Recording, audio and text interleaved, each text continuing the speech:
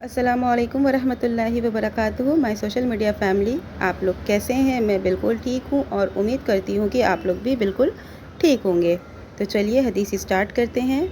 हज़रत समरा बिन जुंदुब रज़ी अल्लाह अन्हा रिवायत बयान करते हैं कि मैंने नबी अकरम सल्लल्लाहु अलैहि वसल्लम के पीछे नमाज़ पढ़ी।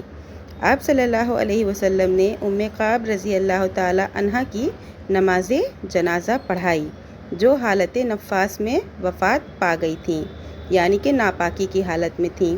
तो रसूलुल्लाह सल्लल्लाहु अलैहि वसल्लम इनकी नमाज़ जनाज़ा अदा करने के लिए इनके दरमियान में यानी कमर के सामने खड़े हुए। तो हदीस के फ़वाइद क्या हैं? नमाज़ जनाज़ा अदा करनी चाहिए। औरतों की नमाज़ जनाज़ा में भी शिरकत करना चाहिए। इस्लाम में औरतों की बड़ी इज़्ज़त दी गई है। नापाकी के अय्याम में मरना कोई बुरी मौत नहीं है, बशर्त ये कि ख़ात्मा ईमान पर हो। औरत के जनाजे में इमाम औरतों की कमर के पास खड़ा होगा। जनाजा की नमाज़ खड़े होकर पढ़ी जाएगी।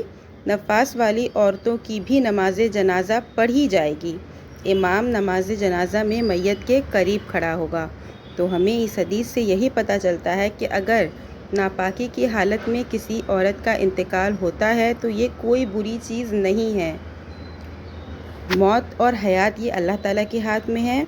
तो इस चीज़ को लेके कोई भी गलत सोच नहीं लानी चाहिए। ईमान, बस शर्त ये है कि इंतकाल जिसका हुआ है ख़ात्मा ईमान पर होना चाहिए।